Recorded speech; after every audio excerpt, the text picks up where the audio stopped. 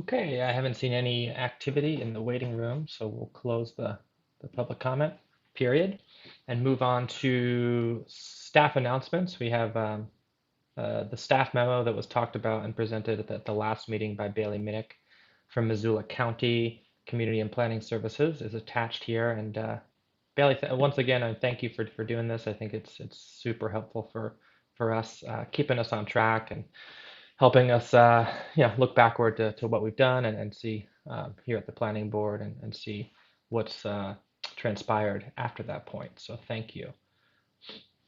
So we do not have any public hearings tonight, but we do have 2 special presentations. And the first one will be from Aaron Wilson at the MPO. an update to the Missoula Metropolitan Planning Organization agreements. Aaron? Yeah, thanks, Vince. Can everyone hear me okay? Yep, thanks for Awesome. joining us, Aaron. Yep. Yeah, sure.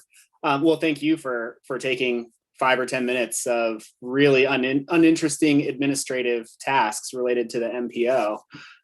Every once in a while, we get to do these kinds of fun routine updates.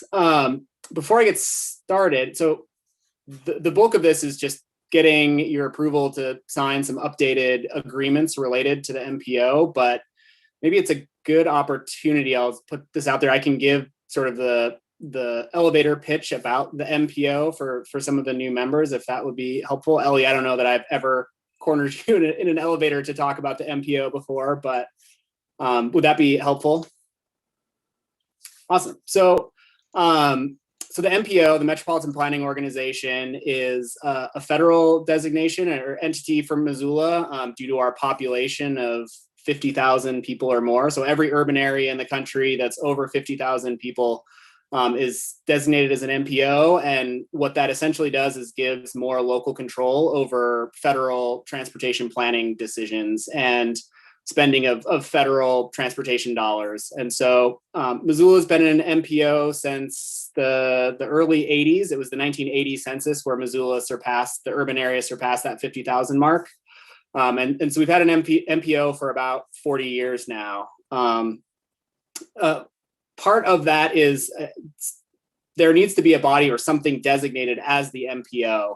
And in Missoula, that was established early on. I think in the original designation that the Missoula Consolidated Planning Board would be the MPO as sort of a body that has authority under state law to and is a state designated body through Montana code. And then through these various agreements and other documentation, that essentially the authority for decision making and the day-to-day operation of the MPO is designated to the Transportation Policy Coordinating Committee, which is our governing board.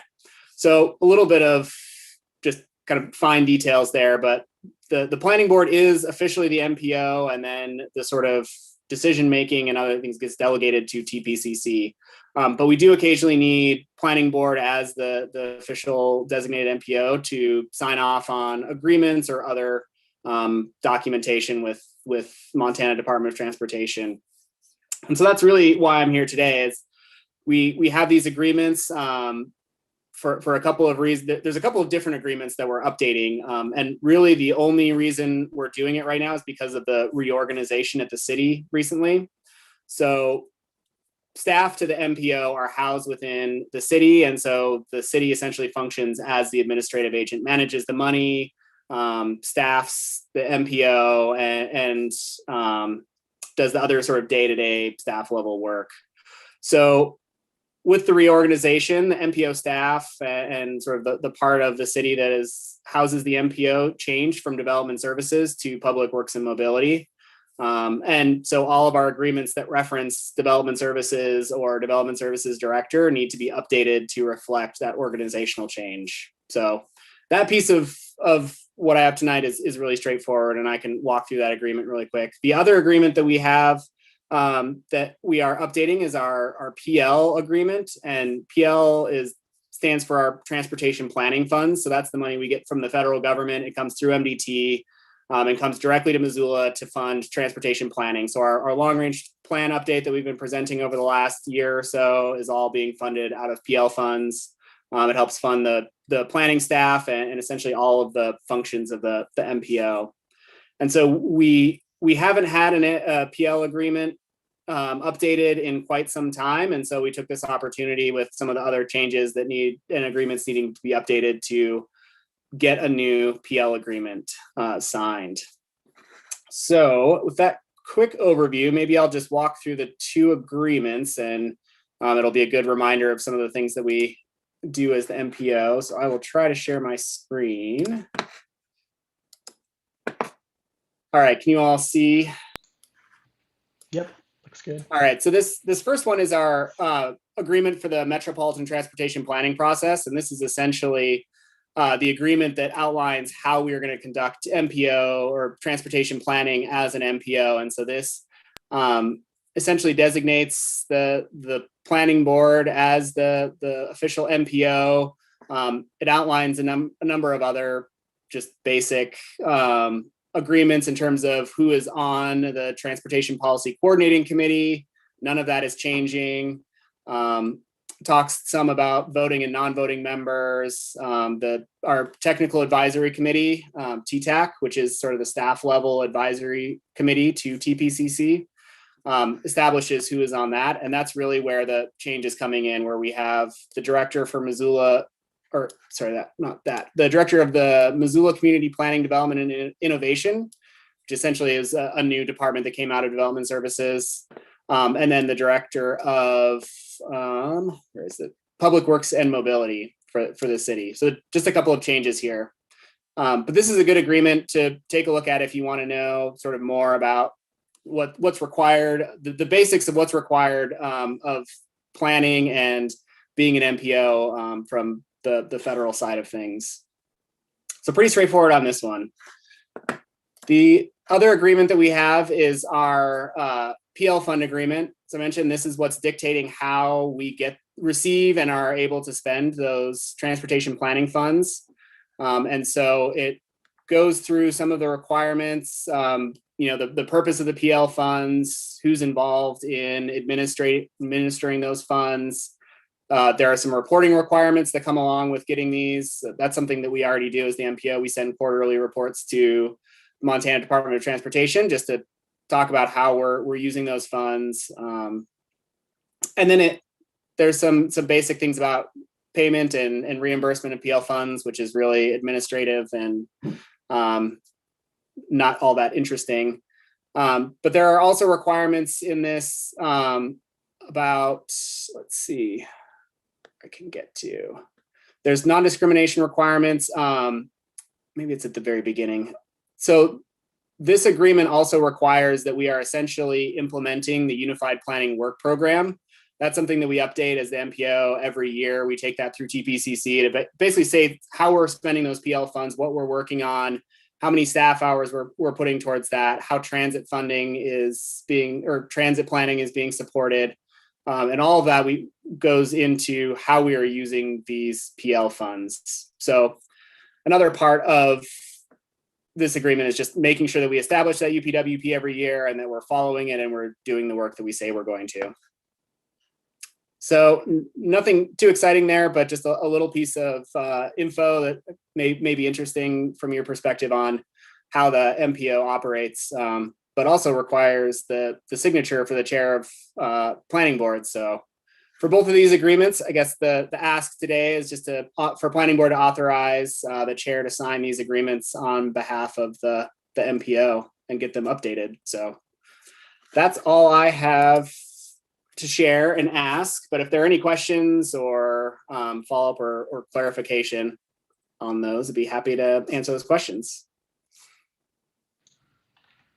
Great, thanks for that run through, Aaron. Yeah. Are there any questions for Aaron on these documents? Or about the MPO in general for some of the newer members?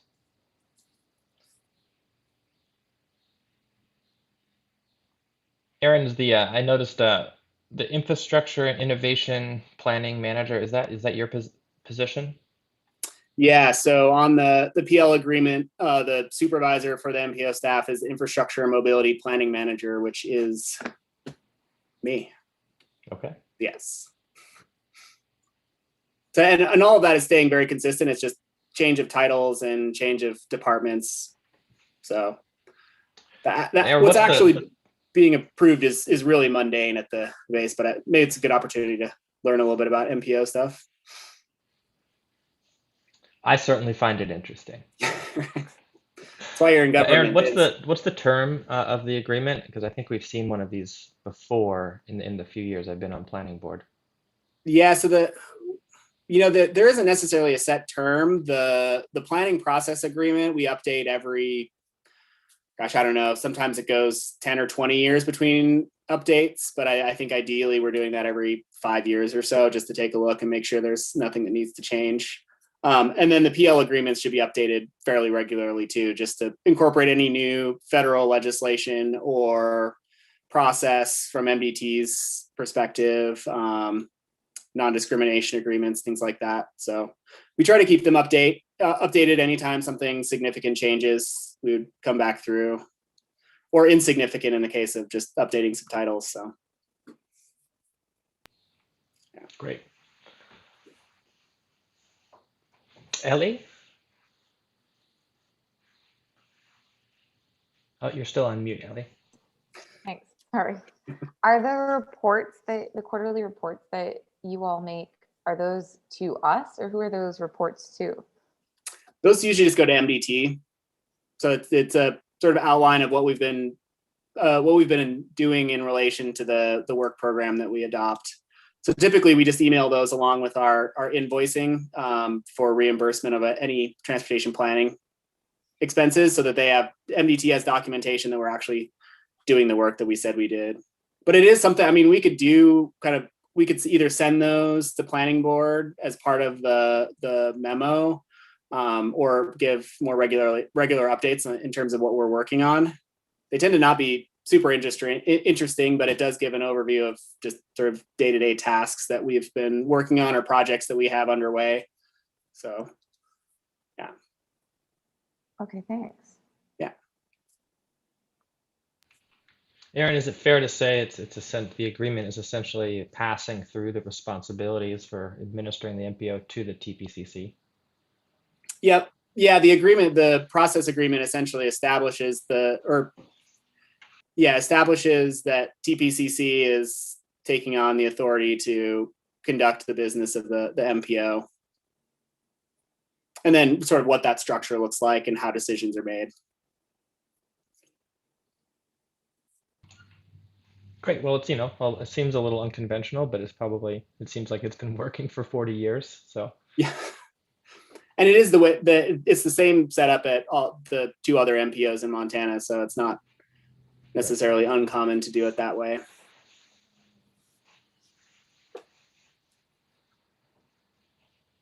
All right, if there's no further questions, would someone like to make a motion to approve both of the, do you have a recommended motion, Aaron, or you just kind of? I don't know that I think it would be just a motion to authorize you as the chair to sign these two agreements. Okay, that makes sense.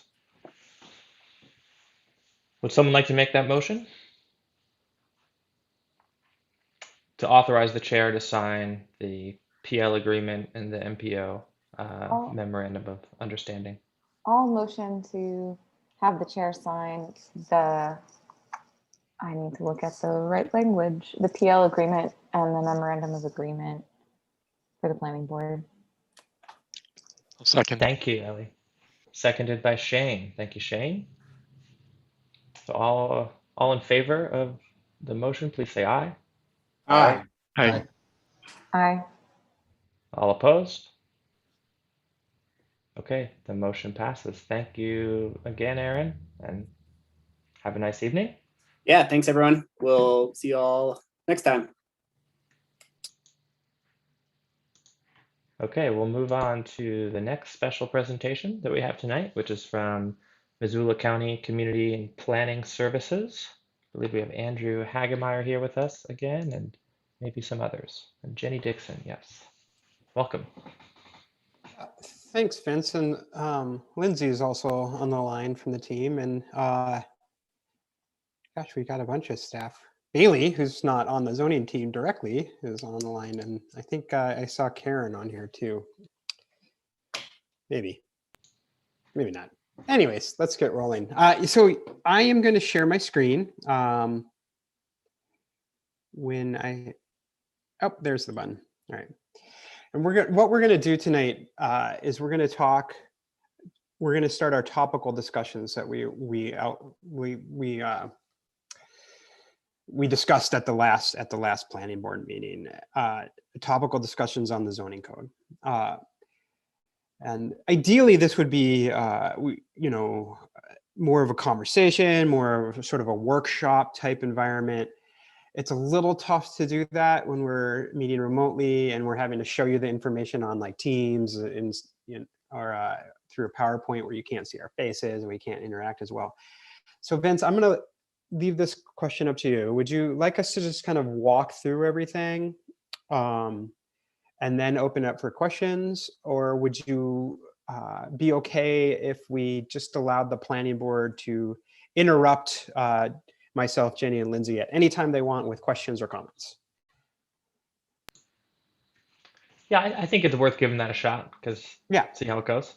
Okay, yeah, so we'll do this fairly conversationally, or we'll try to. So at any point, if you have a question or comment, just interrupt me. We're more than happy to have a dialogue. So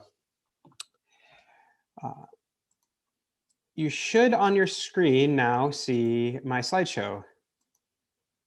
Can I confirm that from someone? Give me a head nod. Yeah, okay. Yep, it's looking good, Andrew. Thanks. All right. So at the last planning board, last time the zoning team came to the planning board workshop or planning board, we we identified what areas of interest that the board was interested in having a deeper dive into, getting more in depth in the code. And this is our first attempt at this tonight. And we are going to start with agriculture and conservation design and how these are integrated or what these are within the code. Then we'll get to other subjects later, but tonight we'll focus on these two things because these are pretty big ticket items and they're really important in the code. So talking a little bit about agriculture versus conservation design. Agriculture within the code is treated as a use. It's incorporated throughout the code, primarily in chapter 2. Chapter 2 of the code, if you've taken a look at it, it's the use districts. It's those districts. So when we're talking about an R1 zone, or if you're a commercial zone, those chapter 2 is the framework of those zones. It's the districts, and agriculture is really, that's where it's most predominantly found, is within that chapter of the code. However, it is sprinkled throughout the code in different ways. Conservation design, however, isn't a use, it's a process. It's a type of development. And so one would apply to do a conservation design. Why these two are related and why we're doing them together today is because conservation design is a tool to preserve agricultural lands. And so it makes sense to sort of pair these two together. So for tonight, what I'm going to do is we're going to talk a while about agriculture, and you'll continually see the conservation design come up in that conversation. But then at the tail end of our discussion, we're going to dive in deeper onto what conservation design is. Conservation design can preserve agricultural land, but also can preserve open space. It also can conserve public access. It can do a number of different things besides preserving agricultural lands. Any questions or comments at this point in time?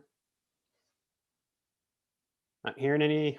Just if you do, anyone, board members, just feel free to chime in, and I'm excited to hear from you. And if I say anything that staff needs to fill in or correct me upon, Jenny and Lindsay, you can feel free to do that at any time as well.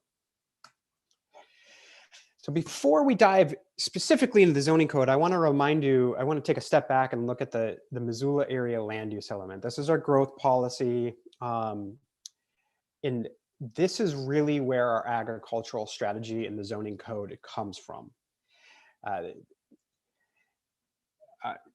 During the Missoula area land use element, we looked a lot at agricultural lands and how growth should occur and within or away from our agricultural lands. But we also did a working group with agricultural users, with farmers, and got more into depth into the details of what they would like to see within land use with that to encourage agricultural uses on the landscape. So our framework for the agricultural strategy largely comes from the Missoula area land use element and those outreach events that we held, not only with the thousands of people that commented, but within the agricultural working group as well. So the agricultural strategy has three main components. First is to preserve. And what we're talking about is preserve is we're looking at these large intact agricultural areas that have good soils, agricultural water user facilities, where it makes sense to try to, where the predominant use on the landscape is still agriculture. It might right now just be, it might be a combination of alfalfa or hay or something like that, but it is agriculture. Agriculture is the predominant use on the landscape. The best example of that is the Clark Fork River Valley northwest of Missoula. That's the Grass Valley area and the Clark Fork Valley beyond. Next is in these areas that have developed more, we're looking more at mitigating. So what we mean by mitigating is trying, landscape or agriculture isn't as prevalent on the landscape as it is in the Clark Fork area. There's a lot more subdivision that has occurred over time. Housing or residential uses might be more predominant. And so what we want to do is try to mitigate the impacts of agriculture by keeping agriculture that is in the area viable, allowing agriculture to occur on smaller lots in a viable way, but also reducing the impact development would have on the remaining agricultural uses in that area. And think of that area more like in the target range in Big Flat area where these land use patterns have shifted over time and it's not the predominant pattern anymore, agriculture. And the third element of our agricultural strategy is to incorporate. And so there are some areas in the valley where there's viable agriculture occurring right now, but perhaps the best use due to infrastructure, due to proximity to existing uses and urban levels of development, it makes more sense to focus our residential development or commercial development in those areas.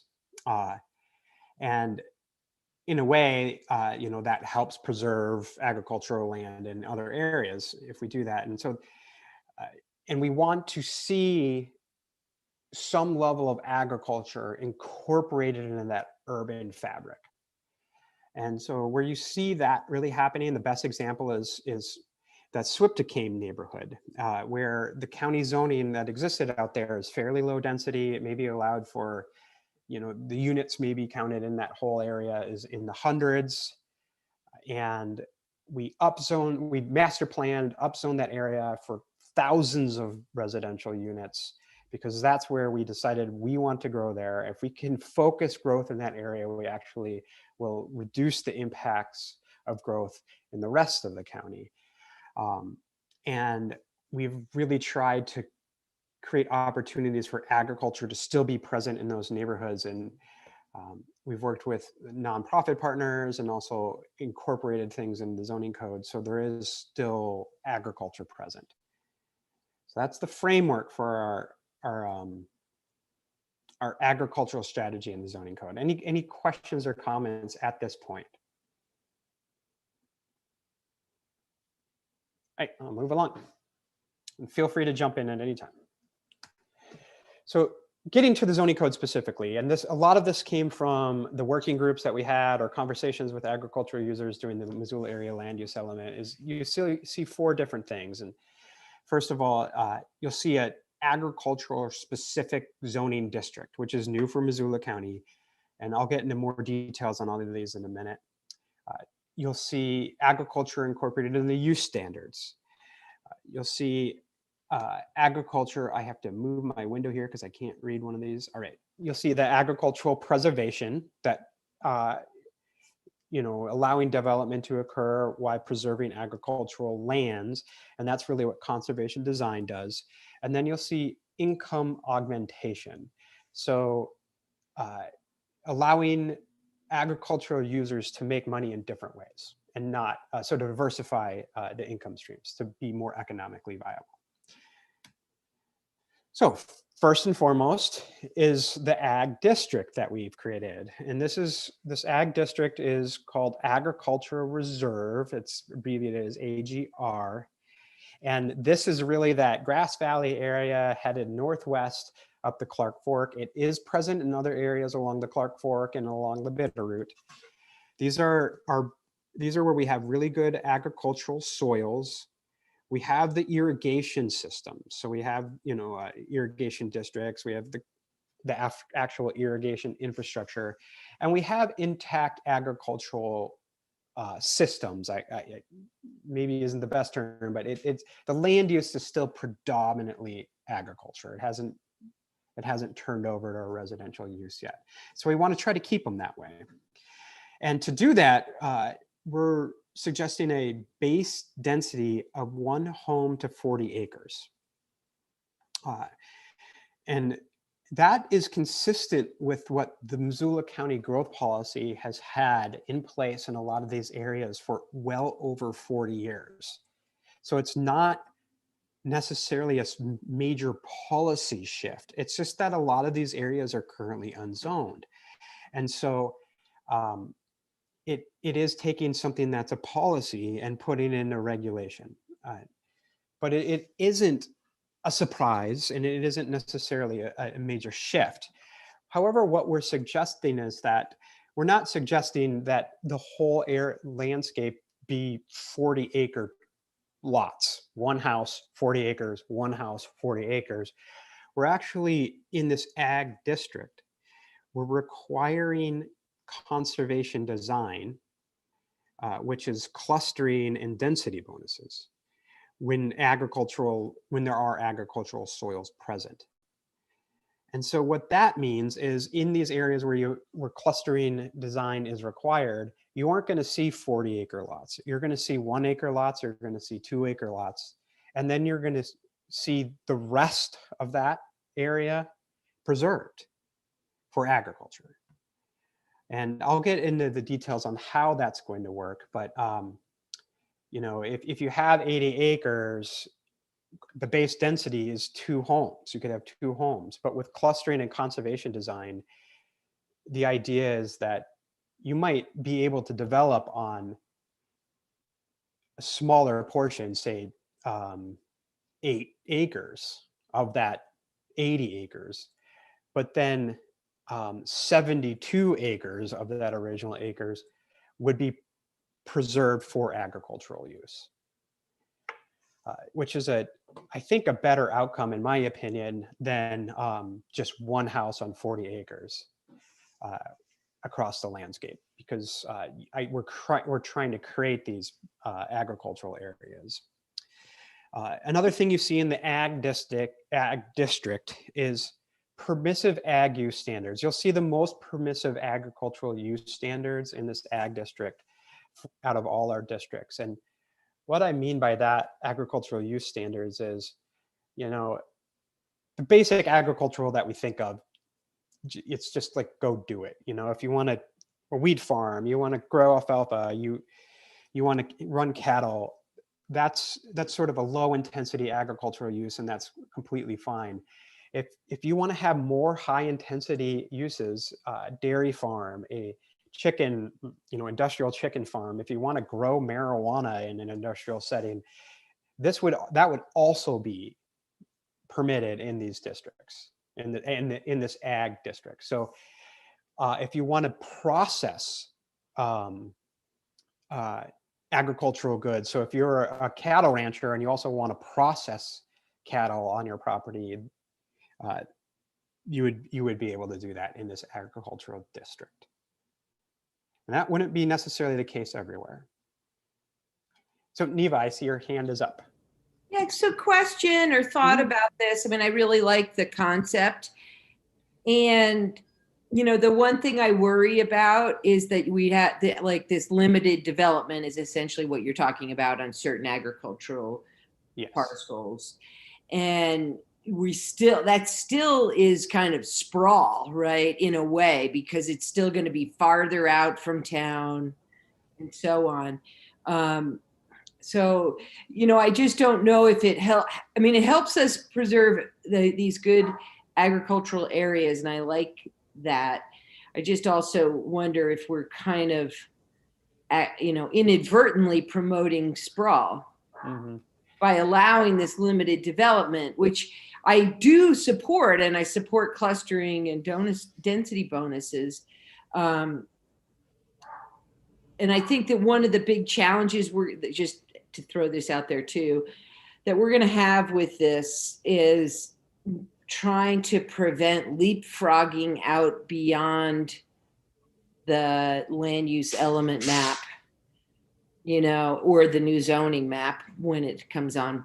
So, so that we end up, are we pushing it out to Frenchtown or Clinton or whatever? So, but those are two different issues, I realize, although they could be connected here as well. Thoughts on that? Yeah, great questions. Okay, so the first point about sprawl,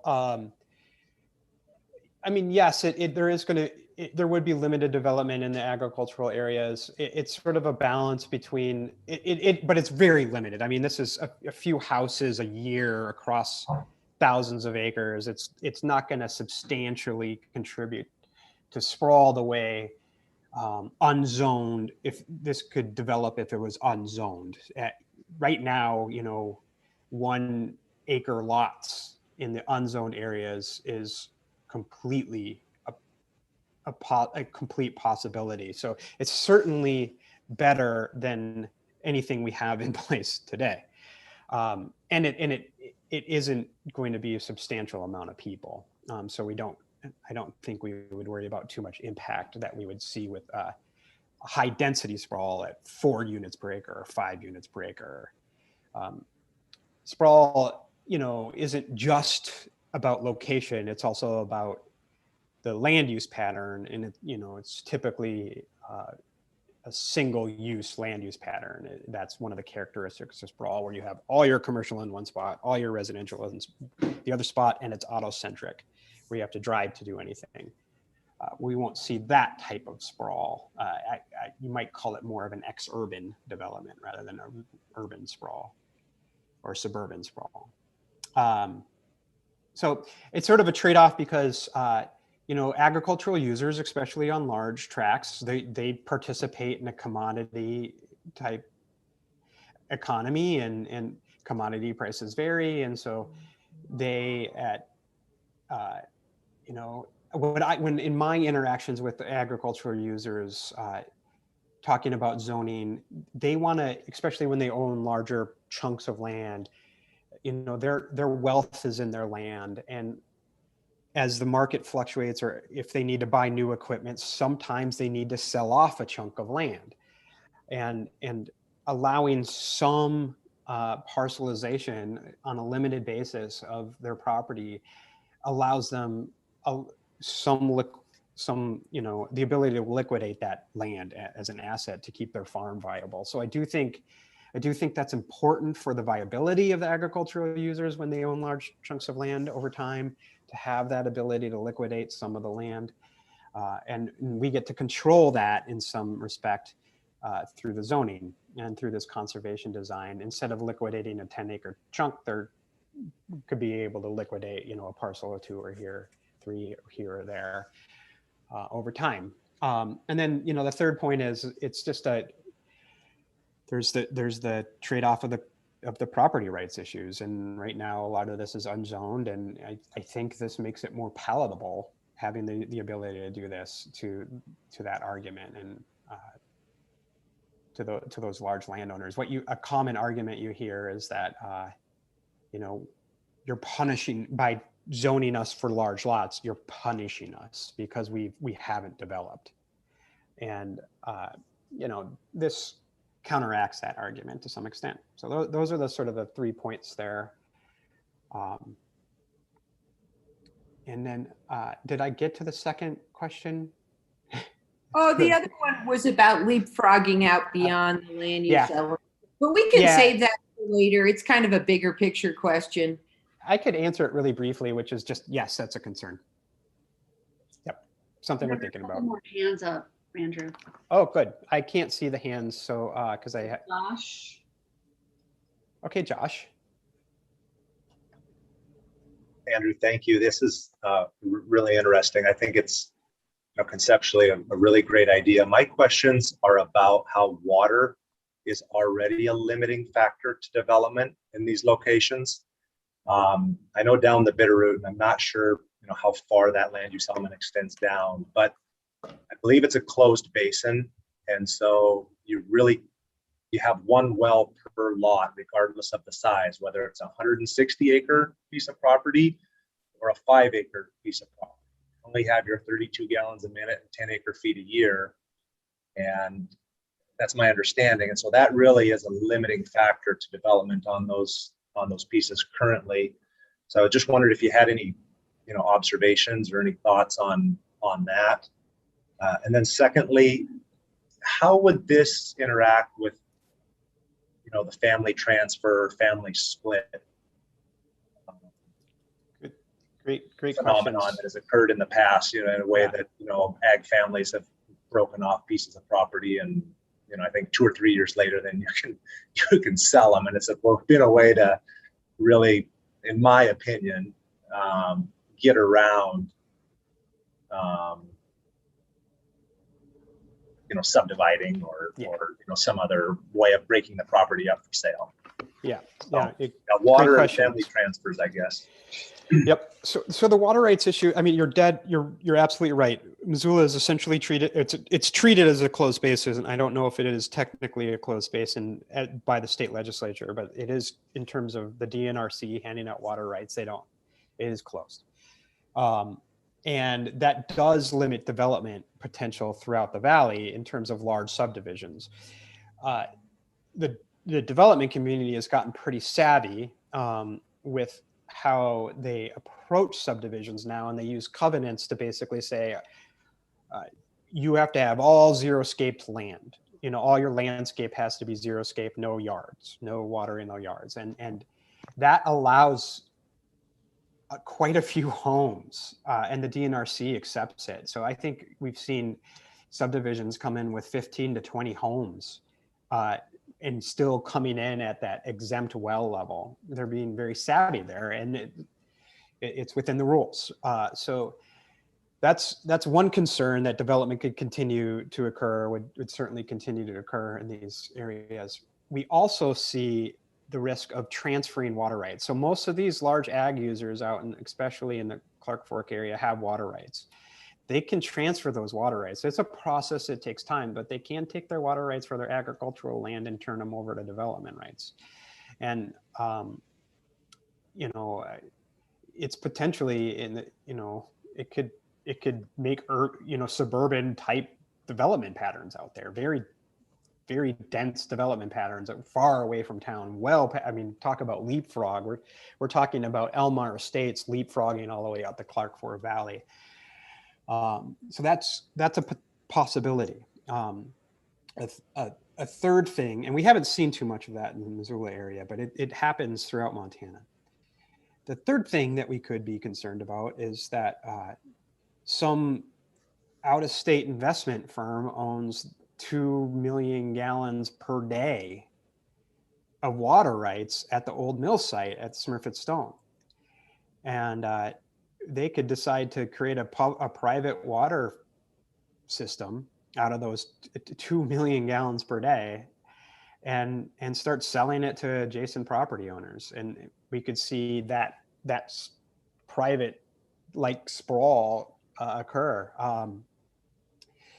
So it's this area, probably more than other areas of the valley, has the potential. Water isn't as a limiting factor as you might see in other places, because people have water rights that could be converted to residential uses.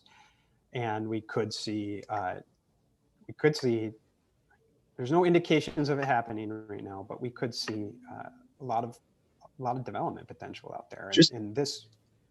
In general, sorry to interrupt, Andrew. Yeah, no, it's fine. How are the conversion of irrigation rights to residential, groundwater rights? What does that look like? Because traditionally irrigation you're using it 3 months a year, and you have to prove that. My understanding is that you're replenishing the groundwater essentially with foregoing irrigation rights. Do you know how those transfer more or less? Or I don't. It's a DNRC process. I know it's lengthy. I know it can take up to 2 years to do that.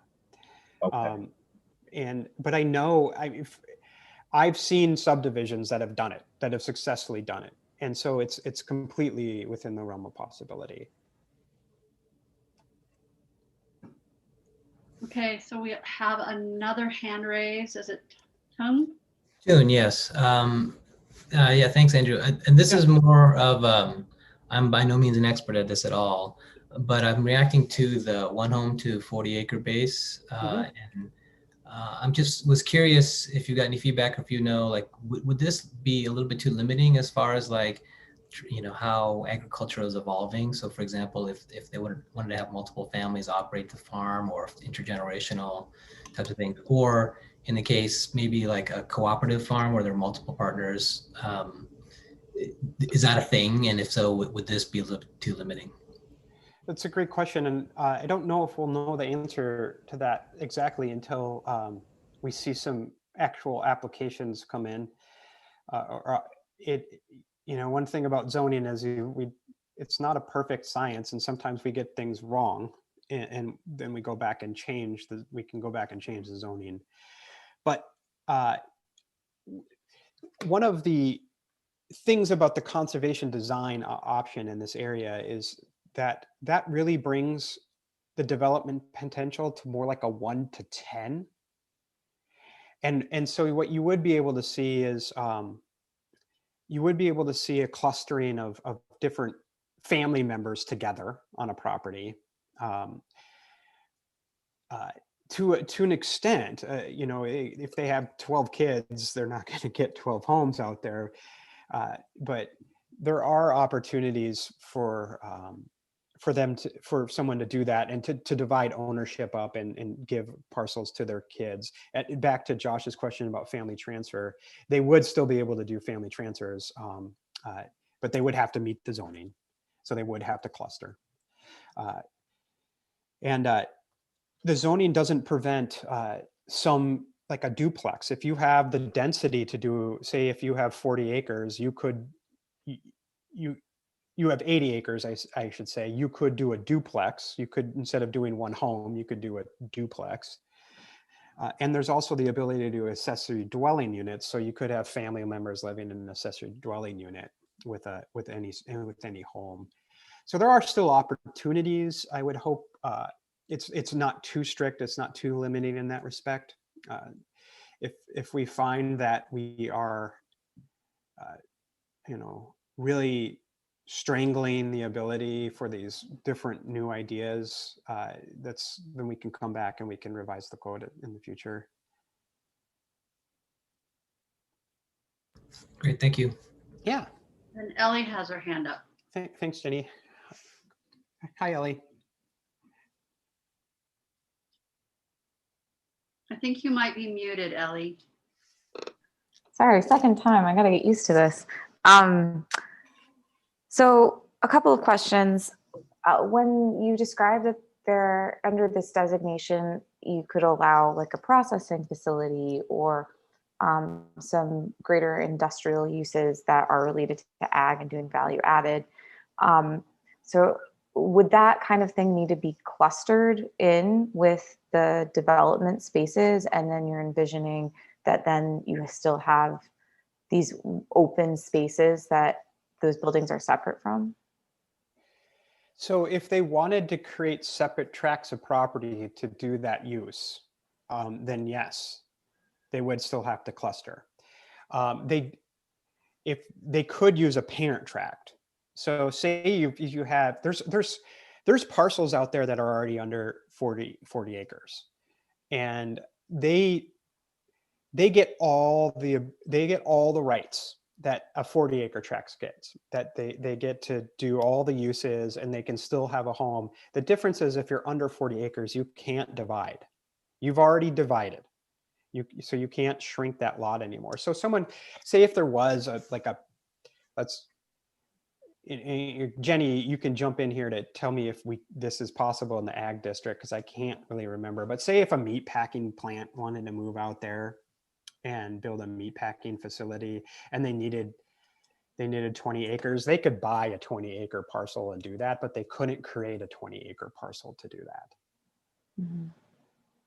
And then, thanks for answering that. And then some of the ways that I'm seeing modern farmers diversify their income is through event centers and hosting things at their farm. Would this disallow that type of thing? They're often doing Airbnb, they're often doing, farm stays of some sort that might look different than that. How could that factor in? Yes, they would be able to do that. It would have to be limited in some way. I mean, obviously, you're like putting in an amphitheater that ruined your agricultural use wouldn't be, value added. It would become the main use. But yeah, if someone wanted to rent their farm out for weddings, as an example, that for value added, that would be possible. Agritourism would be possible. Yeah. Okay. So it wouldn't prevent that income augmentation. We're going to talk about that a little more in depth further into this presentation as well.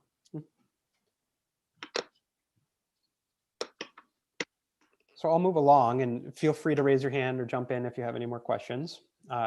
We've covered the ag district pretty well, and let's get into some of the other details because we're starting to have questions about them.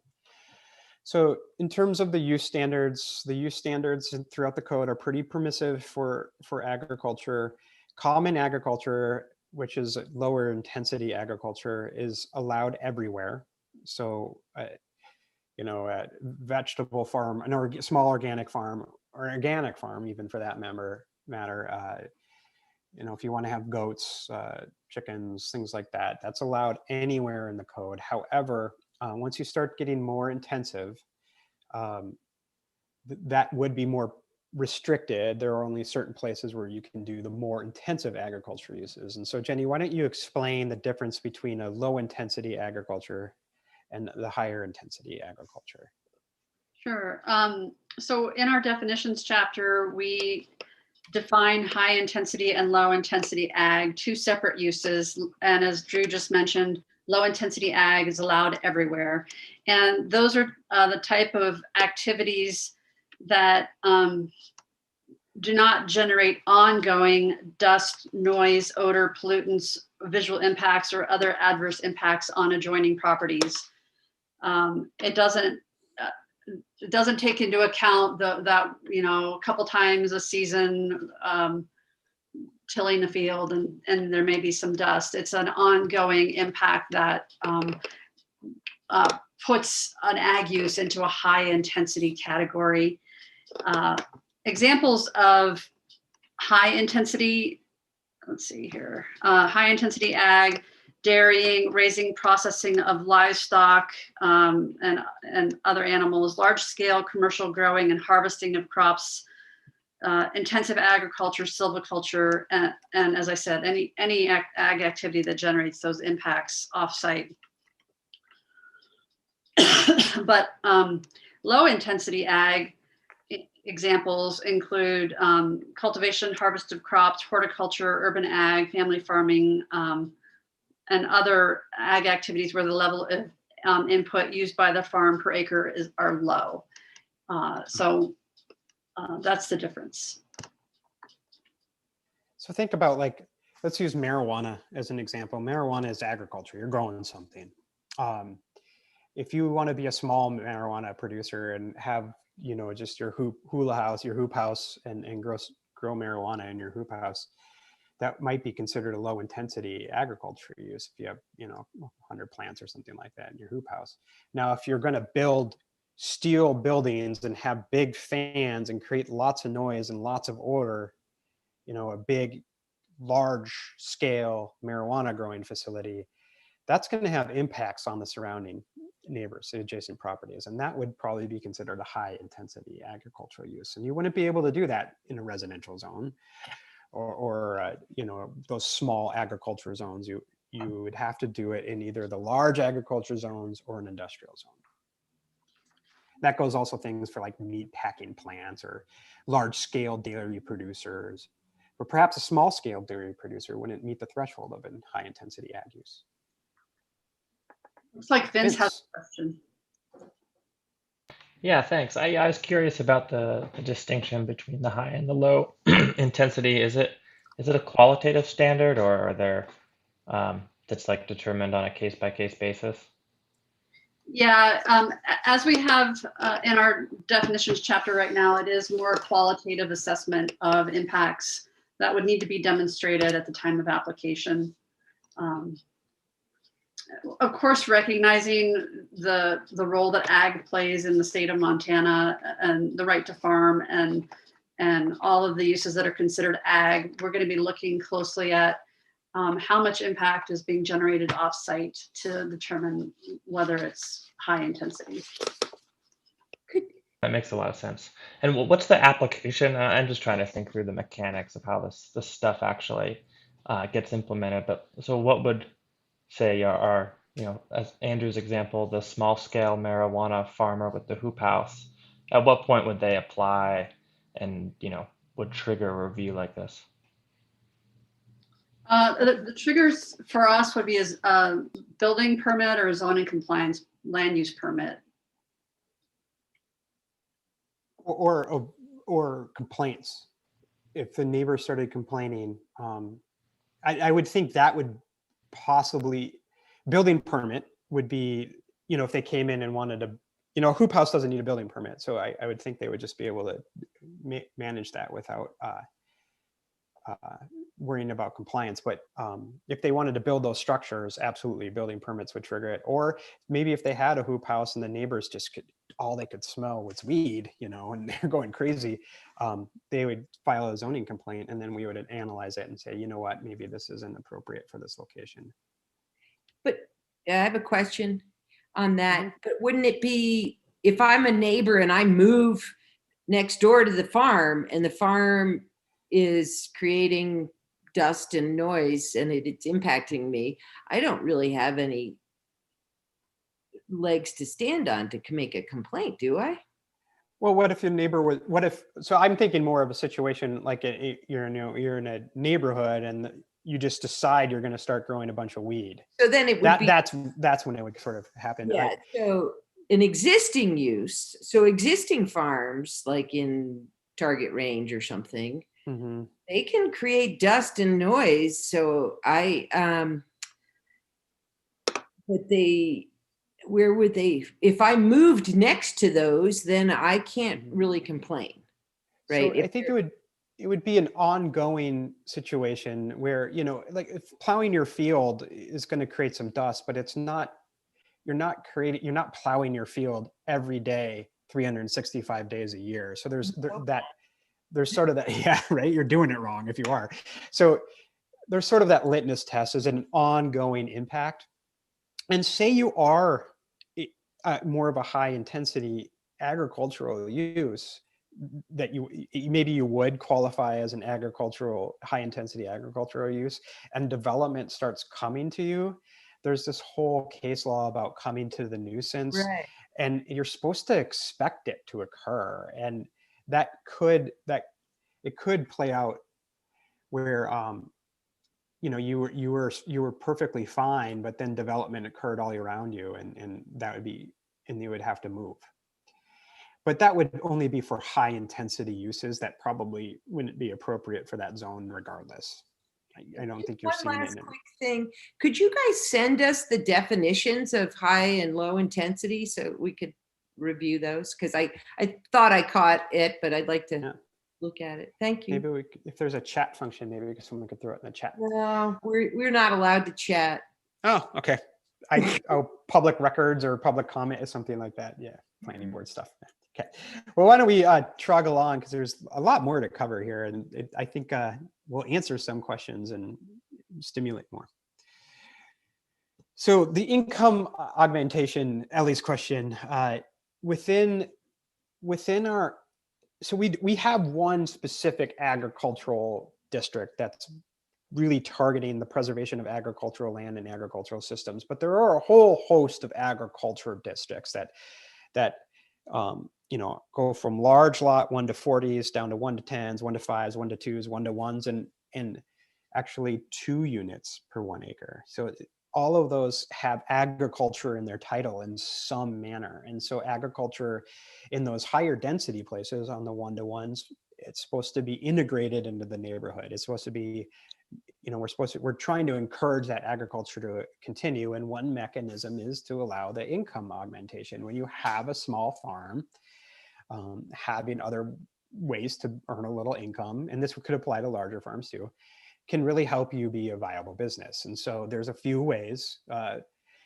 allowing ag-related businesses to occur on your property that are related to your agricultural use, like a farm stand is an obvious example, but allowing limited non-ag related business activities as well, like renting the Airbnb or having a wedding party, things like that. And so Jenny, do you want to dive into that a little bit deeper? Yeah, you bet. So I guess the first caveat or component of an ag-related business is that it necessarily needs to occur on the same parcel, the same ownership parcel as the ag activity. So and these uses, these ag-related businesses are allowed in all of the ag zones, not the open and resource, but all the ag zones and the 2 lower density residential. And they're just outright permitted as long as they are supporting or supplemental to the ag activity on the parcel. And it can include things like farm stands, market, farm to table, food and beverage offerings, commercial stables, boarding facilities, temporary events, as Ellie mentioned earlier, and other agritourism opportunities. We talked a little bit this afternoon with our steering committee about Harvest Home, I think it's called, Home Harvest, Harvest Host, and or bike tours where people may come to a farm and stay overnight. And we're kind of looking at how to make that opportunity happen and not get crossways with the Subdivision and Plating Act and requirements for subdivision for RV parks, but want to make those opportunities available as ag-related businesses on those parcels where there's ag already happening. So a couple thoughts. If the non-ag related business becomes more of the predominant business, that's not the intent here. Right. And an example, a situation you might think of is, if you're in target range and you have 5 acres and you have a farm, what we're trying to do is we're trying to afford you some opportunities that aren't afforded to a typical use. So you can be a viable farm. So just a person with 5 acres in their house wouldn't be able to make money off of holding weddings. I'm sure they could have a wedding for their daughter or whatever, but on their property, but they can't be using their property as a wedding venue, whereas the farm next door maybe could. And so we're trying to give them a little bit, that opportunity, affording them some additional opportunities that wouldn't be typically afforded in the area. So the idea of the income augmentation really came out of that working group that we engaged with a couple years ago. They had a lot of great ideas. Moving on, agriculture preservation. This really gets at, this is that conservation design. This is the art of allowing development to occur and preserving agricultural land at the same time.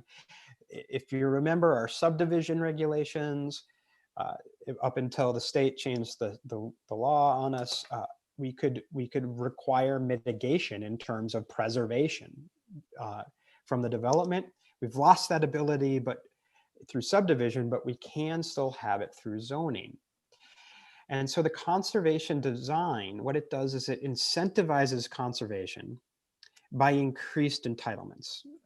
That non-planner speak, it's simply, you preserve land, you get a bonus, you get a density bonus, is how it works. It is required in the Ag R district on prime ag soils. It's required you do conservation design. It is voluntary elsewhere. That's how it's drafted now, but that's not necessarily how it's going to end up. There is some interest, and I would love to get the planning board's thought on that, expanding the requirement to do conservation design to additional districts when on prime ag soil. We can talk, why don't we get through the conservation design section, because then I'll show you some examples on how it works. And there are limitations to conservation design that might give you a better sense of how that's appropriate. Because the challenging part of the conservation design, as you cluster a lot smaller and smaller, we butt heads with our sanitation laws with the state of Montana. Generally speaking, we need an acre plus to be able to put a well and a septic. If we get under an acre, then we start to need, we need either public water or public sewer. And I'm talking about public in the terms of DEQ's definition of public, which is the type of system and whether you need water rights or not like city-owned sewer or water. And those limitations can make smaller lots really challenging in conservation design. And I'll get into that more later. But that's the basic framework, is we're trying to use conservation design to actually preserve those prime ag lands that we have throughout the valley in a way that is probably a little bit more beneficial to the developer than the subdivision process was. So more on that soon.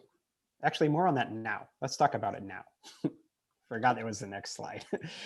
So conservation design, the basic gist is what I just said. It preserves resources and increases entitlement.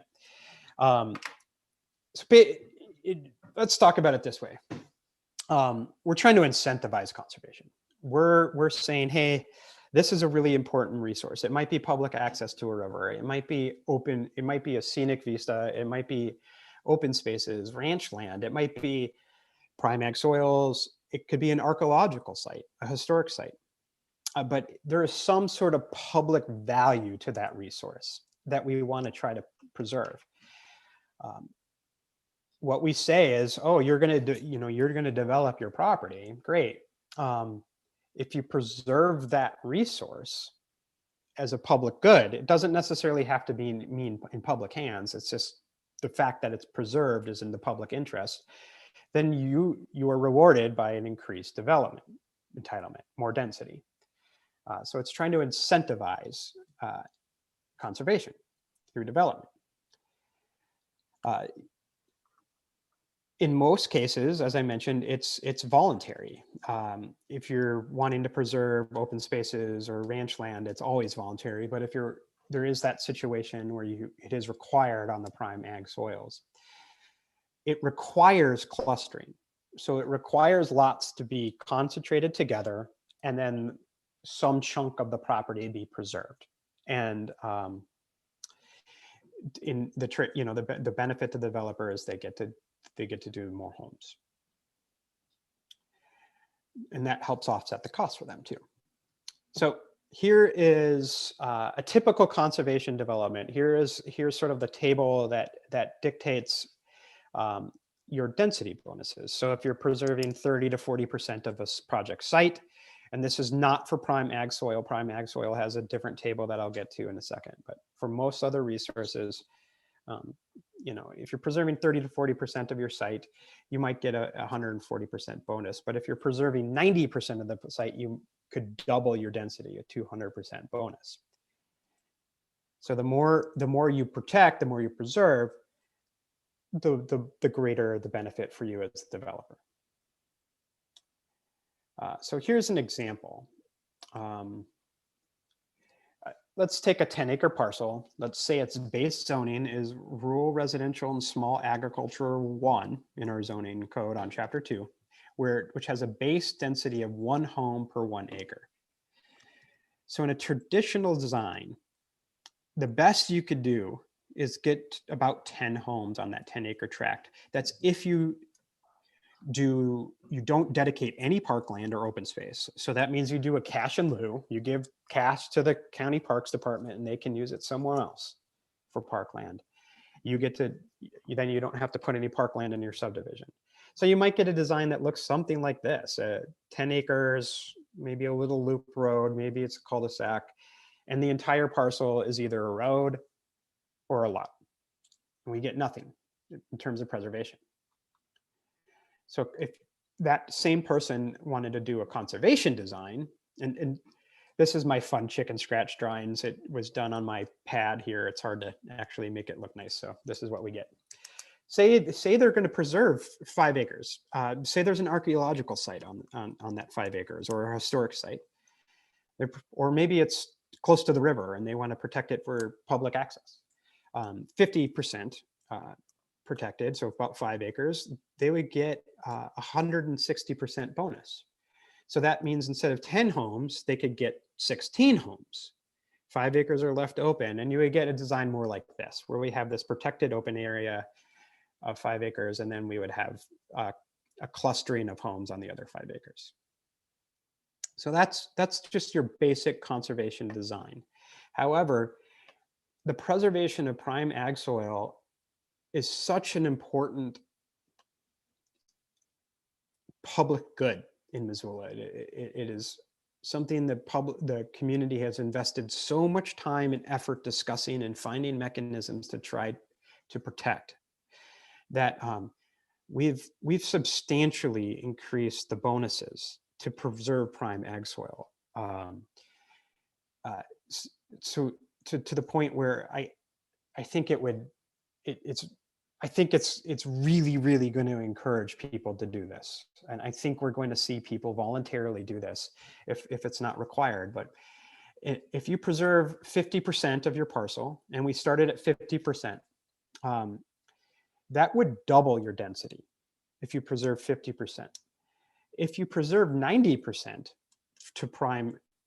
of that prime ag soil, you could quadruple your density. And so this is where we get that base density, or that in the Ag R district, where it would be really easy to get that 400% bonus in that area, where you have say if you have a 40-acre tract, you could get 1 house. However, if you preserved 90% of it,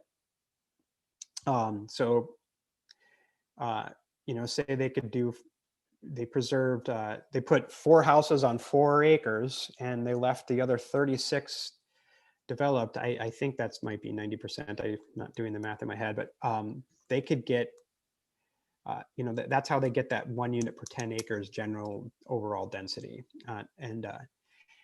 That some sort of clustering in this manner would be required in that situation. But I think this is a very, very generous bonus. And we have an example here I wanted to show you. So say you're in the Ag Rural Residential District, the AG RR5, which has a base home density of 1 home per 5 acres. On a 20-acre development parcel, on a typical traditional development, you would get 4 homes. You would get 4 lots, each about 5 acres, a little cul-de-sac road, and that's the outcome. However, if they wanted to preserve just 50% of that, so a 10-acre tract would be protected for that prime ag soil would be protected. They double their density, just protecting half. And so instead of the 4 homes, they would get 8 homes, and all 8 of those homes would be on a tract of about 1 acre, a little bit larger. So it's completely doable in terms of water rights and septic. And if you're a developer, you've got to think about, well, 8 is better than 4. And all they have to do is cut off this 10-acre chunk and leave it protected. A pretty, I think, easy lift, really. An alternative would be they could actually put a farmhouse on that 10-acre tract as well, and then just do 7 lots. So that's an opportunity there too, because farmers need a place to live as well. So Ellie has her hand up. Oh, sorry. Yeah, I do. I have everything minimized, so I can't see anyone at all. So Ellie, go ahead. Yeah. We sort of answered some of my question, which is that sure, if the zoning allows it, but then thinking about 400% would really cut back a lot of that development space, and you're adding so many homes. It doesn't seem like that would be possible for those developers to do it from like a health department standpoint on some of those. Very good point. scenarios. Yes. Yeah, it gets challenging for sure. Yeah, and we've actually. Go ahead. Sorry. Go ahead, Ellie. Oh, I had another question, but it slipped my mind. So whatever you're going to say is more important.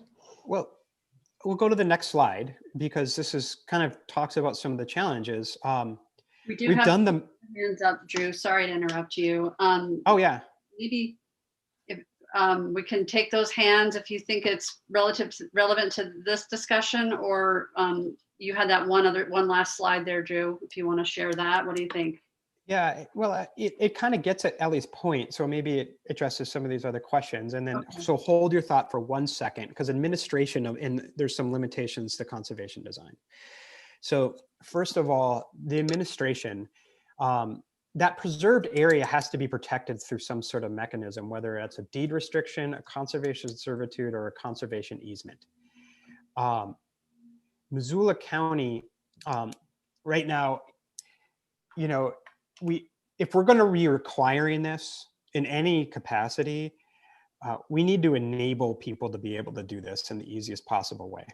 Deed restrictions are a really challenging way to track these things over time, and that's put on staff. You have to just, any sort of application or potential use of the property, you'd have to go back and research these deed restrictions. And if you didn't know why that 10-acre parcel was there, you didn't know it was protected, you could easily miss that deed restriction and easily get re-subdivided. A conservation servitude is like a conservation easement, except it's not in perpetuity, which might be just fine because this is zoning, and zoning is not meant to be in perpetuity. It might be the public's interest someday to develop that parcel.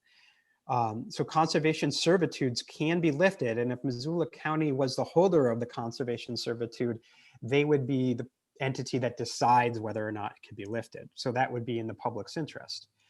The thing about conservation servitudes is you don't get the tax break. Conservation easements are in perpetuity. You get the tax break, but you got to have somebody who's going to hold that conservation easement in perpetuity. And Missoula County doesn't do that right now. We're suggesting that Missoula County get in the business of at least doing conservation servitudes, because we would be able to control that situation and enable people to do these types of developments a little bit easier. But to get to Ellie's point, the clustering lot size really matters, because water and sewer, the public water and sewer, dramatically increases the cost and complexity of a. So when you get under lot sizes of 1 acre, it really gets more complicated. You really have to either have a public septic system or a public water system, like a water right. And what we've found in working through these situations is the conservation design will work best in our zones where there's a 5-acre base density or greater. It's going to be really challenging, or more challenging, in these zones like the 1 unit per acre zones, where you have the base density of 1 unit per acre. And that's because of to make it work, you have to have a public water or public sewer system in terms of the DEQ.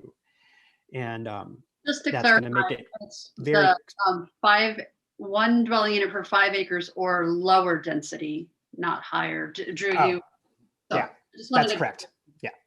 Sorry, when up, I was thinking lot sizes getting larger. Yeah, but you're correct. That's a better way to frame it. But so in these denser zones, it will be conservation design and will be challenging.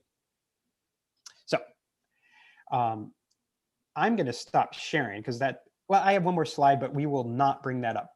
But I can come back to it. Why don't I stop sharing and then I can see everyone's hands. And so Dave, you have a question.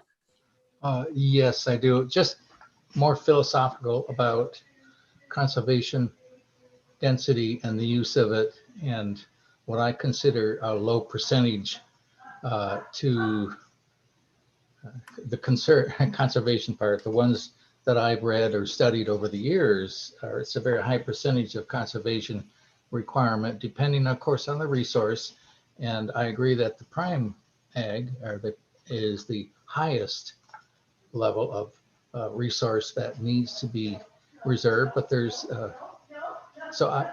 more philosophical. I think that's you allow this to start too low a density in terms of conservation easement. 50% should be higher percent of area preserved. I just want to put more of a policy philosophical question. Yeah, Dave, we thought about that. What's the threshold? And we went with 50. I mean, if we raise the bar too high, we might not see it be used. And our goal is to get these tools used, people using these tools. So if you had to preserve 75% of your landscape, we might not see it be used if it's voluntary. If it's required, then we might see more pushback. I don't know. It's kind of how we go through these processes and try to find these things out where the right level is. Good question. Good thought. Tom, you had your hand up? Toom had his hand up. Yeah, I actually think you answered my question. I was just wanted to clarify what if that land, the land that was preserved had to be open space, but it sounds like it could be used for agricultural as well. So as long as it's being preserved for either open space or ag, then you would qualify for that bonus. Yep. Yeah. So in terms of the ag preservation, we can't require that you do active agriculture. That would raise the bar too high, but it definitely would preserve that prime ag soil for active agriculture in the future.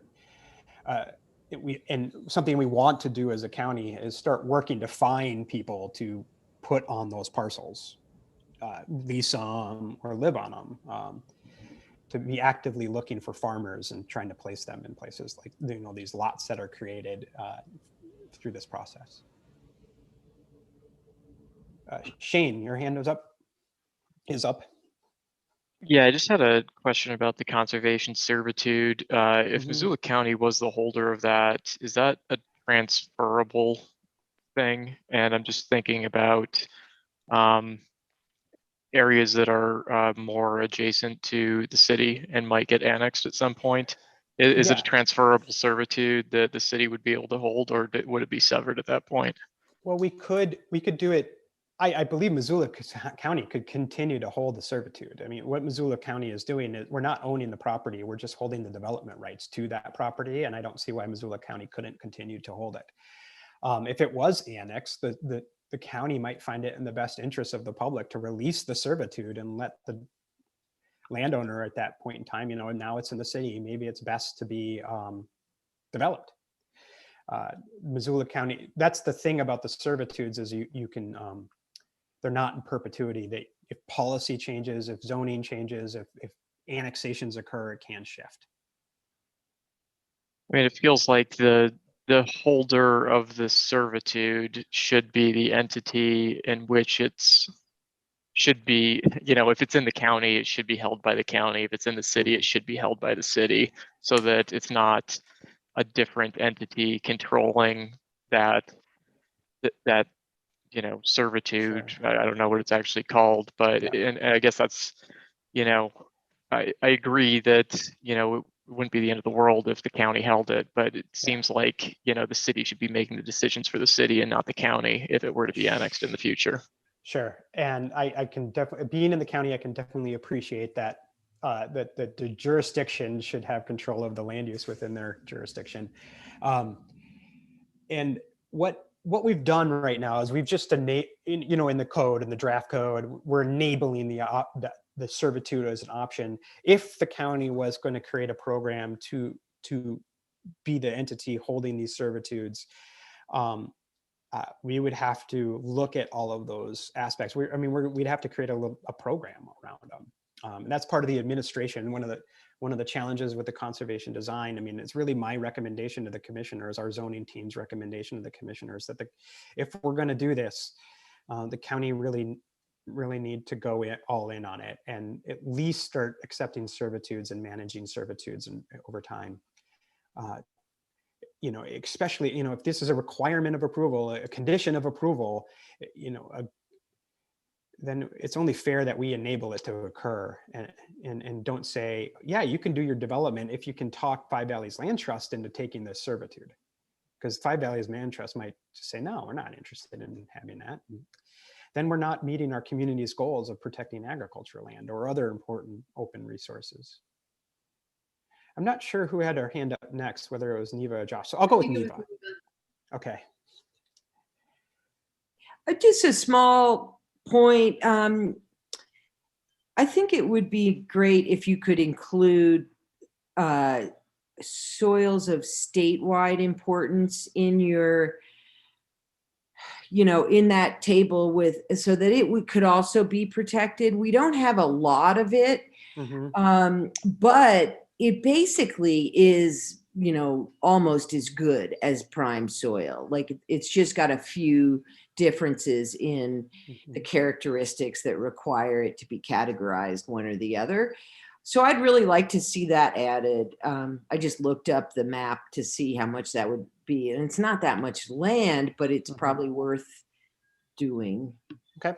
Yeah, noted. We'll take a look at it. And my memory is that there isn't any statewide importance land within the map area that we're zoning, but I could be wrong.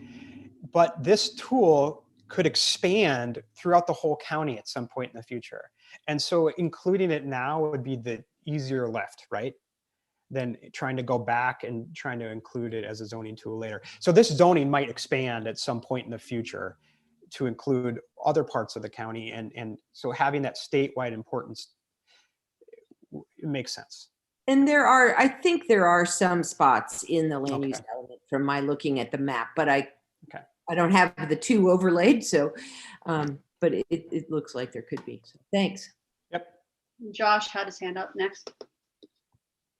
Yeah, I think Ellie made a really good comment early on about incorporating some type of hospitality permissions or component to that really low density ag zoning designation. I just think that, oftentimes those assets can be better, more sustainably monetized through running the ag operation almost as an amenity to a hospitality operation.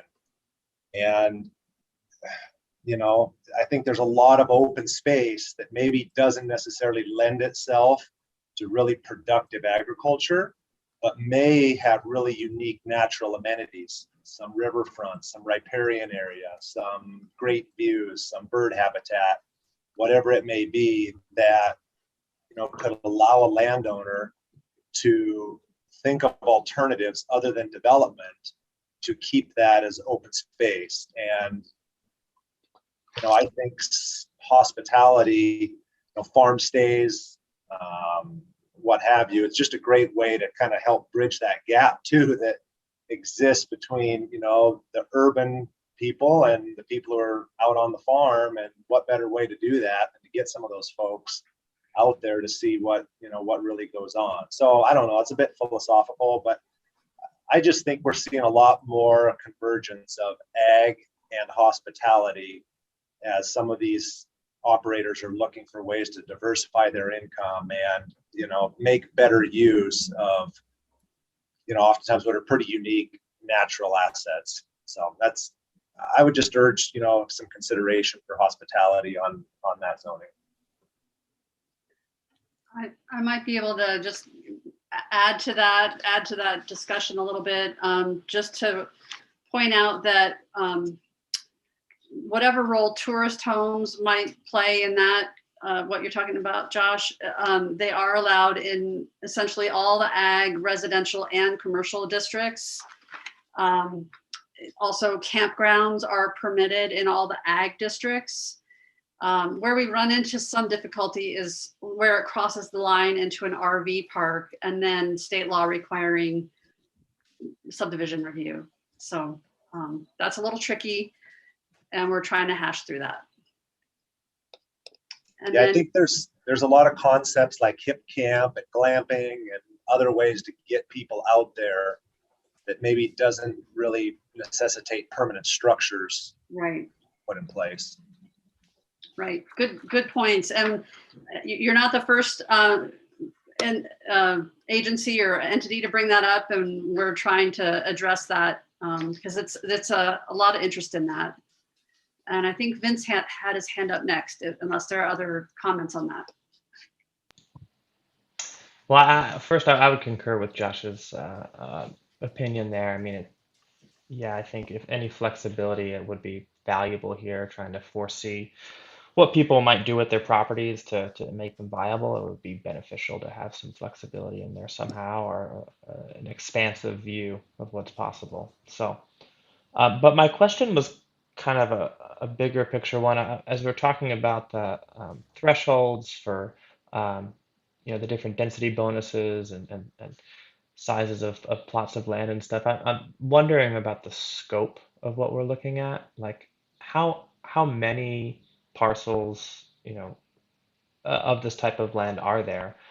Like how big are they? Like what's their average size? Are they mostly 50, 100 acres or what? And ultimately I'm kind of thinking about the, sort of the maximum effect. What if, this program is wildly successful, right? Like, what are we, what's the maximum potentiality for what we're discussing? So I don't know if you can answer that question now, but if you have any insight, that's what I'm curious about. Vince, are you talking specifically about the effect on prime ag soil? Because that, we actually think we could probably pull that off. Some of the other potential uses of conservation design are maybe a little bit more subjective, or we couldn't map. It's just like, providing public access to public lands or rivers or something like that would be harder to nail down. But if you're talking specifically about prime ag soil and statewide important ag soil, that is a little bit more measurable for us. Yeah, I was. I mean, maybe others are more familiar with, the parcels of land out there than I am, but I just, I'm not all that familiar with exactly, how big the parcels are, how many we're talking about. Are we talking about 20 landowners or, 2,000? I just don't know. And I guess it brings up a bigger process point, Andrew. I mean, just to clarify, maybe for the group too. I mean, we're talking about adding a new use or changing a use in the zoning code, and then also applying it at some point in this update to certain parcels that are currently not zoned, right? Sorry, that's correct. Yes. Sean had his hand up next.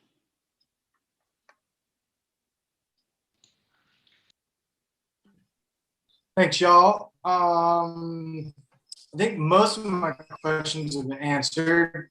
This seems, I don't know, it seems really well thought out, and I can tell you guys have been working on this. A lot of the questions I've come up with have been answered on this issue, and something that's important to the Zooians. Oh, I'm seeing. So the question I have.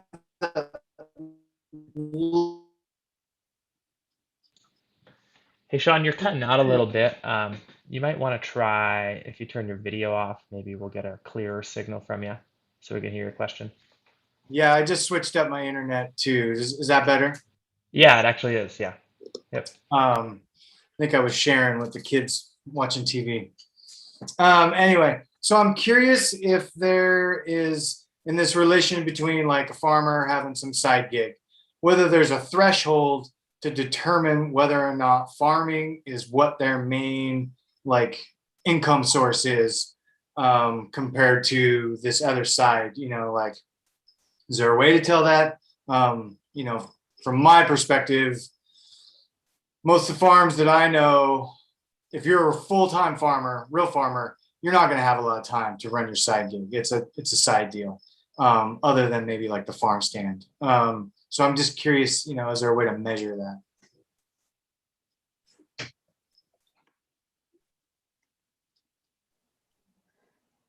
Just a, oh, go ahead. I was going to say, Jenny might, do you want to try to Actually, answer that, Jenny? As we've been meeting here, I wrote down what degree or type of ag must occur on a parcel to be able to have an ag-related business, question mark. Question mark, question mark. Maybe that's something we have to figure out. Fair enough. And Andrew, as a general comment, I mean, I think it would be, I don't know if you're thinking this, but if there are things you all want to follow up on and continue the discussion the next time we meet, I think that would make sense. Sure.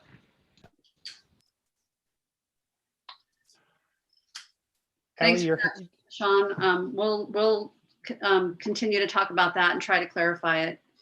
I think Ellie had her hand up next. Although Dave, your hand is up, but I think it might be up from your first question.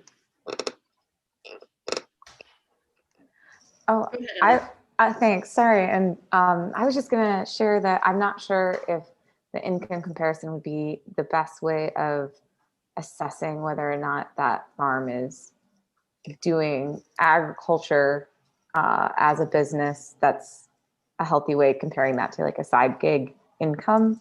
I just don't know that that's the best tool, and I don't want to get in the weeds on it really, but just offering that for the record, that there could be other ways of assessing that aren't necessarily income.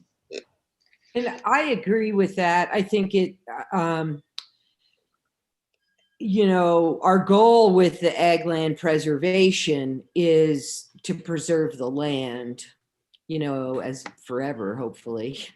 And getting into how people make their living. I mean, there's a, you know, if you look at the national statistics, most farmers get off farm income, you know, and so I would really kind of be leery about going down that road too far, personally.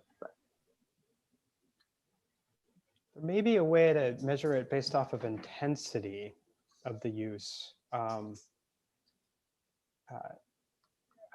not measuring the agriculture use in terms of intensity, maybe to some extent. I mean, if you're just growing, and I know people, I met people that just grow lavender on their property to get the tax break.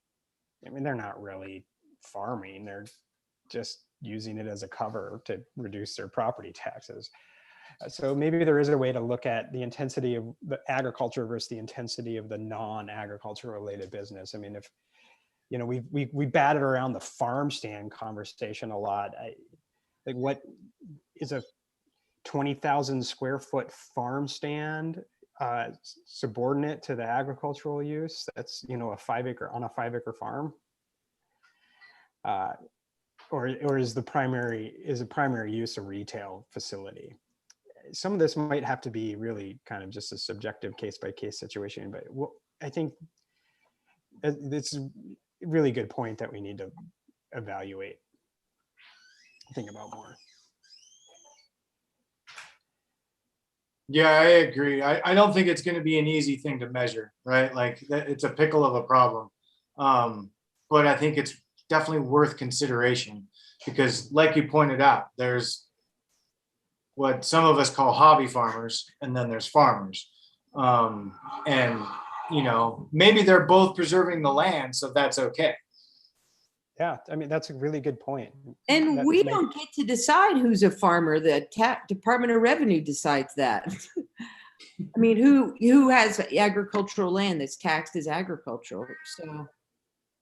Oh, I wish. Not in the city. I can't get qualified. Well, yeah, that's a different issue, which Yeah.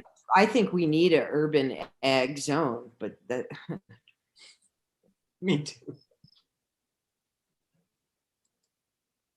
My concern is if someone just has, you know, 200 square foot garden and says, I'm ag, I get to do this, you know, 10 unit campsite and a farm stand, or, you know, make bracelets out of hemp, or I don't know, you know, it could really be an issue we need to get a handle on. fair enough. I see that.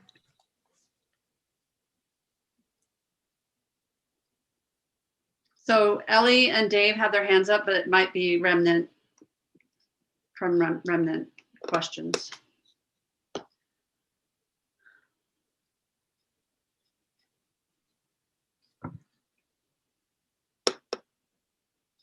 Well, I have one additional, I'm not going to show the slide, but I had one additional slide. I'm not going to bring it up, but all it was that list that we put together at that last meeting of what topics were of interest. And we've covered agricultural operations and protections and open space requirements.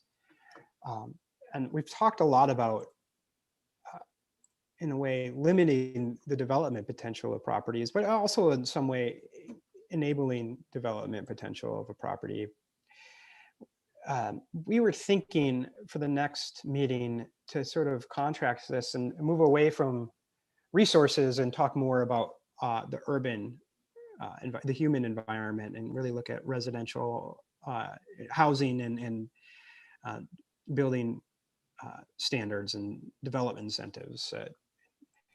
You know, we're trying to walk this really, you know, fine line here of what we're trying to protect our resources, but we're also trying to really enable growth where we want growth to occur. And I think that might be a good yin and yang, you know, this meeting versus next meeting, talking a little bit more about how do we get more housing on the places that we want it. So it's kind of our game plan right now. I just wanted to let you know that that's kind of what we're thinking. Drew, this might not be the right time to ask this question, but were we going to come back at the next meeting or just once a month? Oh, I think we're on the agenda again in July. If we need to speed that up, we can.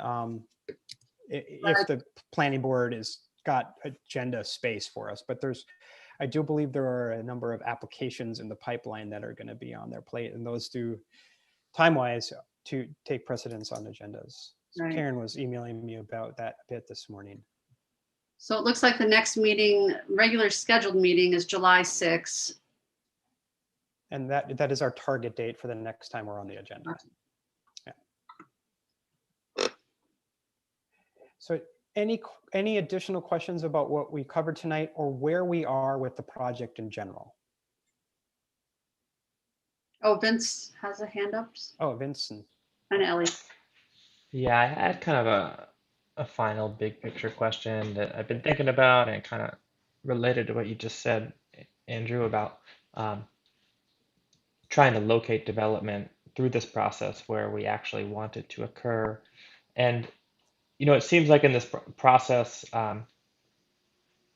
landowners can gain a benefit at the point of choosing to develop by getting additional density at that time for putting land in a conservation easement. Is that the only way that landowners can benefit from doing that, or are there other programs that are available to them to encourage them to put land into a conservation easement? Or could this process occur before development occurs? And could a landowner say, well, you know, I'm going to put this land into an easement now and gain this density bonus for the future, for when I sell it? You know, you Wow. get what I'm saying? Yeah, no, I get what you're saying, and that's it. We have not even contemplated the preemptive conservation strike, and And could that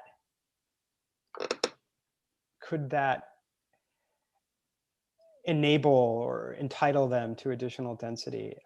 In terms of the zoning, this is the conservation design. It's its purpose. It's the main mechanism in which anybody can go use a conservation easement. Great, go do it. But it is the main mechanism to get a return, for the developer to get a return on it. So that there are other incentives in the code that don't have to do with conservation. They have to do with housing or other things. But this is the incentive in the code for conservation.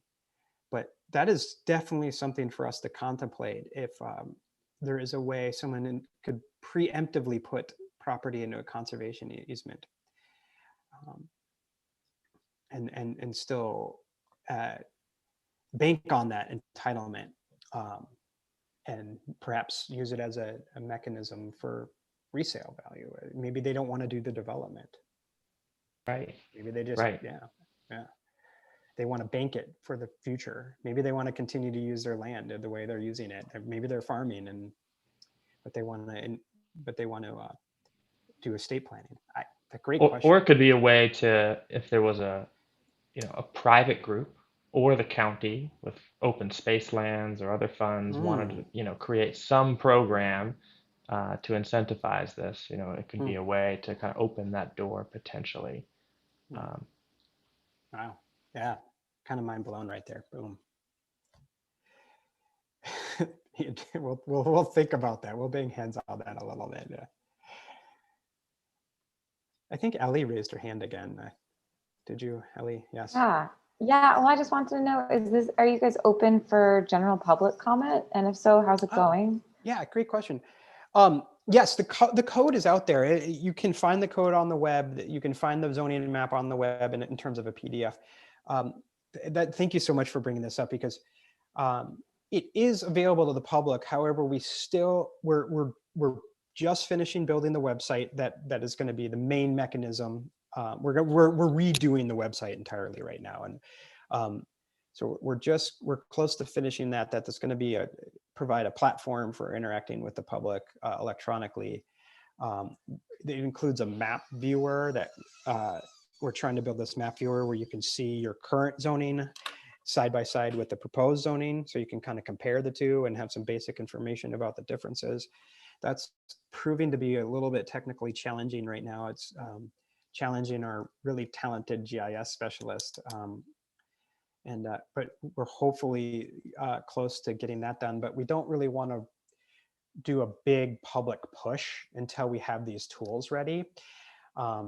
We're gonna, by the next time we meet, it should all be public. We're gonna do a big public push. We'll do a press release. We'll outline all of the outreach opportunities and try to get some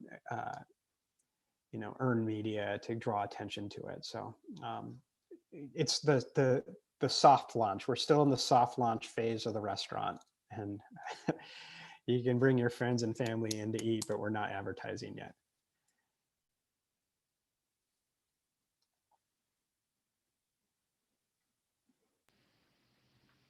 Great. Well, thank you, Andrew and Jenny and Lindsay. This was fantastic discussion. So I think it worked well having the free form discussion, and great to spend all this time on this topic. It's been, I think, a long time coming for some of us to dig into this. It's exciting. And you guys did great. I mean, you pinned us on a couple things. You made us think about some things we never thought about. Really good job. Thank you both. You bet. And Lindsay, she hasn't spoken up, but she definitely was involved. I've been taking notes. Yep. I've been noting all of your questions. And one of the two Karen Hughes is on the screen is also been quite involved. I don't know which one of the two Karen Hughes names spare, but one of them has been. Well, great. It seems like you guys are off to a great start on this. So we'll look forward to hearing more from you next month. All right. Thank you very much. All right, good luck.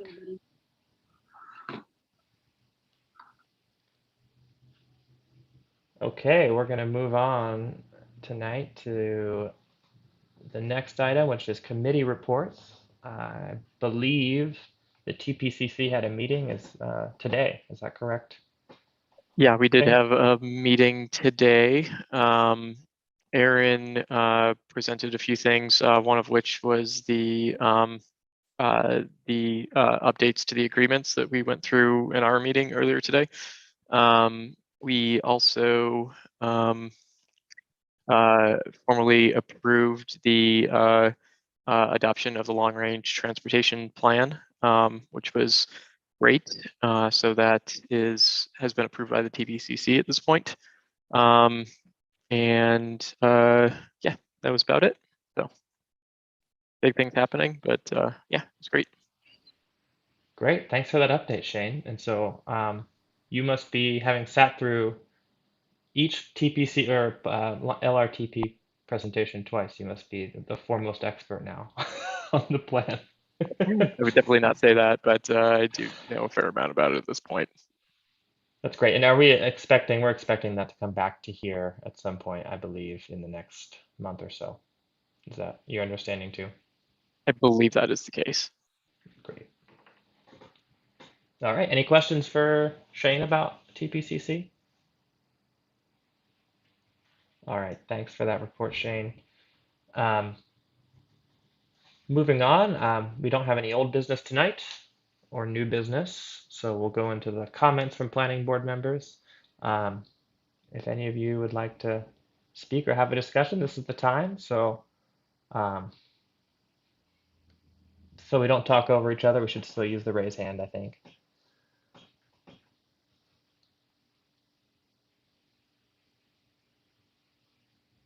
All right.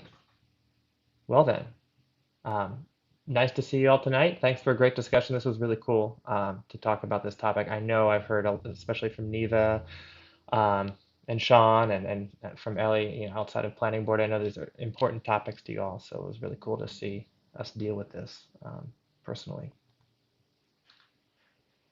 So you all have a good night. I think we'll join the meeting at 7:52. Thank you. Thanks, guys.